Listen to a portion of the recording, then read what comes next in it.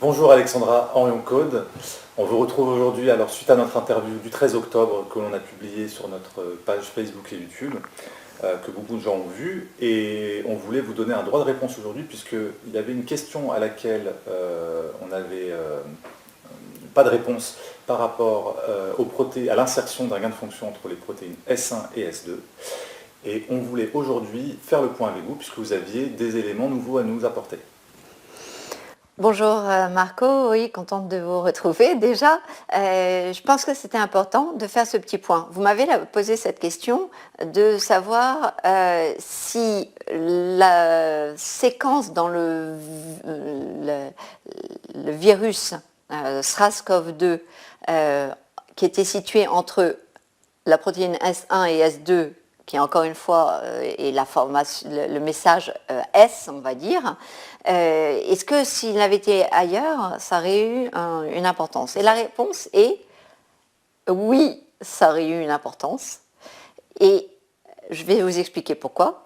Parce que, en fait, l'originalité de placer ce gain de fonction de cette séquence qui peut être clivée par la furine, c'est-à-dire en fait qui peut être reconnue par nos cellules, elle est mise au niveau de protéines membranaires. Qu'est-ce que ça veut dire? Ça veut dire qu'elles sont à la membrane. Ça veut dire que qu'est-ce qu'on donne à cette clé reconnue par les cellules humaines?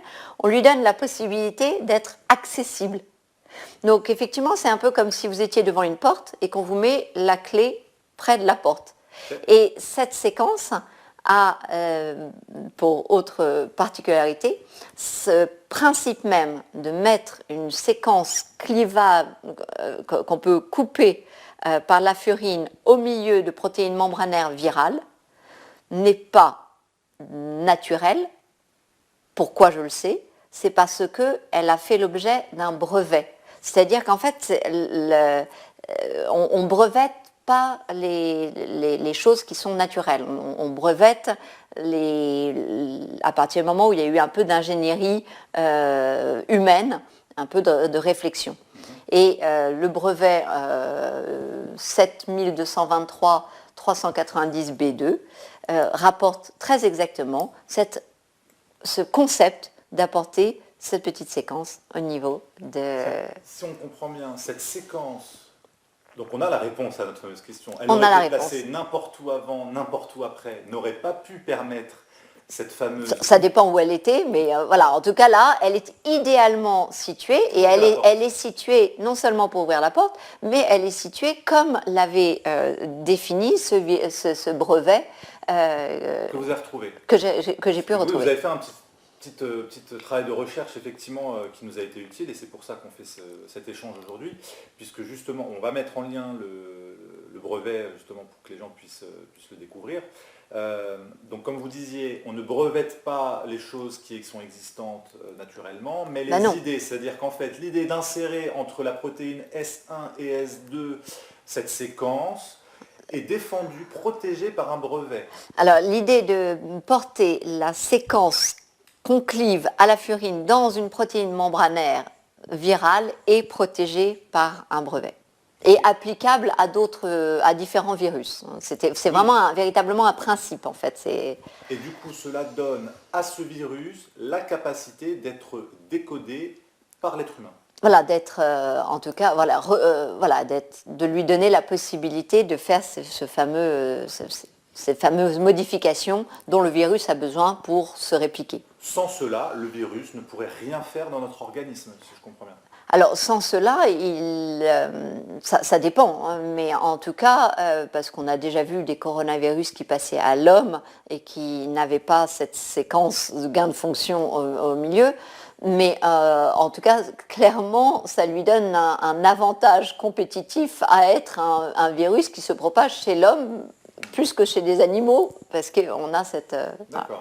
Donc, effectivement, ce qui vient bien confirmer ce que vous disiez lors de l'interview du 13 octobre, c'est un débat qui mérite d'être ouvert. C'est un débat qui mérite d'être ouvert et qui d'ailleurs a été repris par un de mes collègues du CNRS en repositionnant l'importance de questionner cette origine du virus et où il apporte dans la conclusion de son article des éléments de langage qui montrent que nous sommes probablement très proches l'un et l'autre en convergence d'analyse. D'accord. Donc effectivement, c'est un article qu'on avait relayé. On remettra dans la description les sources pour que les gens puissent découvrir tout cela.